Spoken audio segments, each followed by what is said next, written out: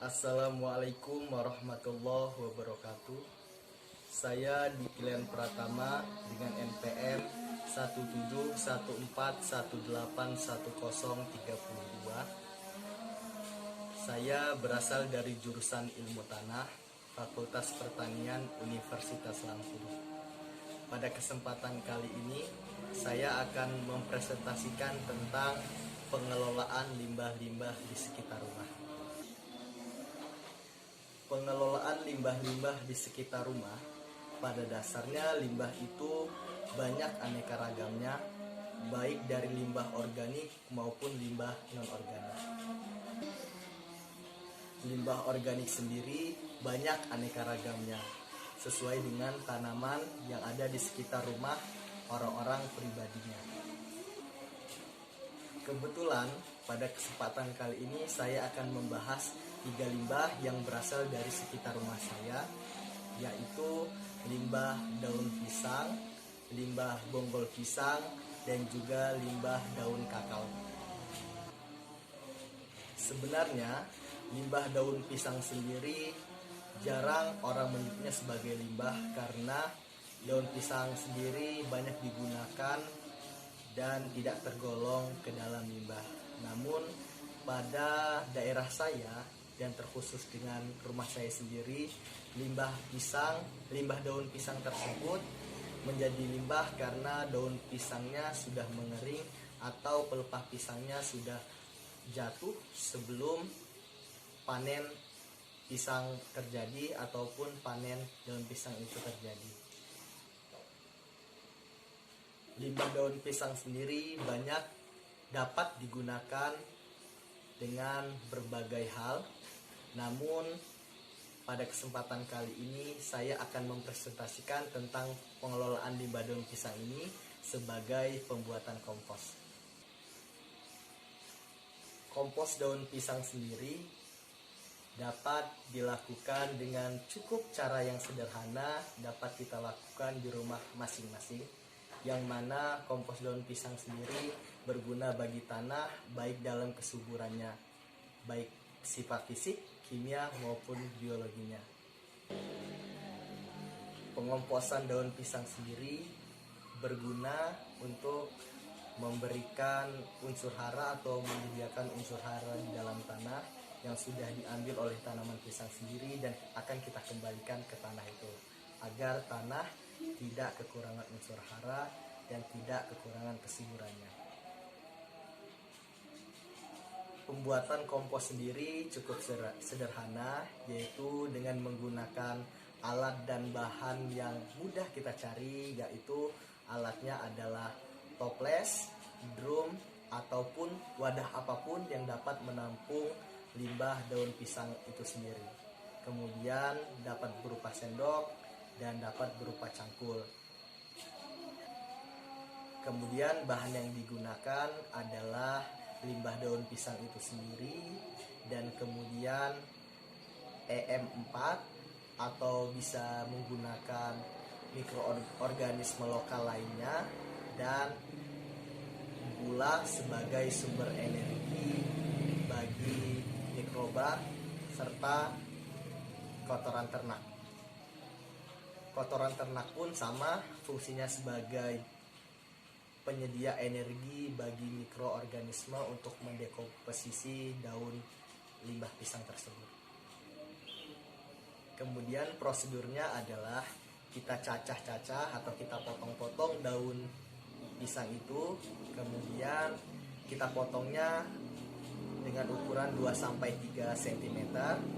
Kemudian setelah selesai kita campurkan dengan kotoran ternak dan kita beri larutan glukosa yang sudah dicampurkan ke dalamnya, yaitu E4, sebagai mikrobanya untuk mendekomposisi bahan organik tersebut. Kemudian kita aduk hingga rata dan kita tutup toples tersebut.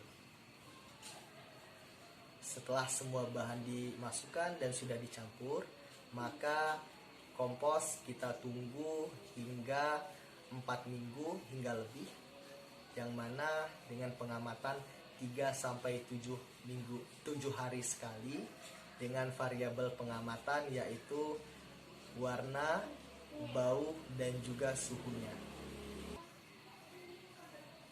Setelah melakukan pengamatan dan sudah 4 minggu atau lebih, dilihat hasil bahwa warna sudah berubah menjadi kecoklatan seperti warna tanah, tidak berbau, maka kompos tersebut siap untuk digunakan.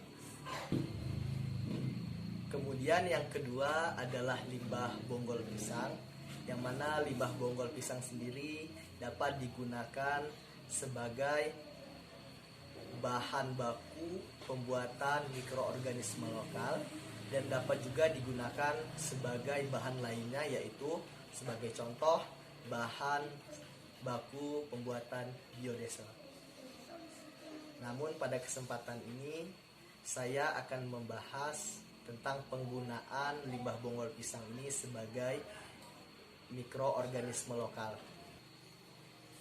Pembuatan mol bonggol pisang sendiri dapat menggunakan alat berupa toples atau drum, kemudian menggunakan bahan-bahan yaitu mol bonggol pisang itu sendiri, kemudian glukosa atau gula, baik gula putih maupun gula merah, dua-duanya dapat digunakan. Kemudian dengan campuran air cucian beras. Prosedurnya yaitu bonggol pisang dicacah atau dipotong hampir berukuran 2-3 cm. Kemudian bonggol pisang tersebut dimasukkan ke dalam toples, dan di dalam toples kita masukkan air cucian beras yaitu kurang lebih 1 liter. Kemudian kita campurkan juga gula, bisa digunakan gula putih maupun gula merah. Kemudian kita masukkan juga gula tersebut dengan cukup. Untuk apa? Karena gula dan air cucian beras tersebut digunakan sebagai sumber energi para mikroba. Setelah dicampur, aduk dengan rata, lalu toples ditutup. Namun pada atas toples dilubangi dan dipasang selang yang nyambung dengan botol aqua yang berisikan dengan air.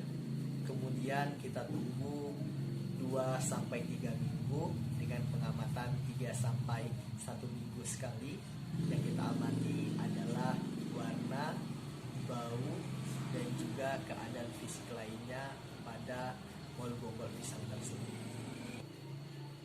Jika mol bonggol pisang tersebut sudah tidak mempunyai bau atau berbau seperti tape dan berwarna kecoklatan, maka mol bonggol pisang sudah bisa digunakan sebagai pendekomposer bahan organik lainnya, yaitu sebagai pendekomposer dalam pembuatan kompos maupun dan lain sebagainya.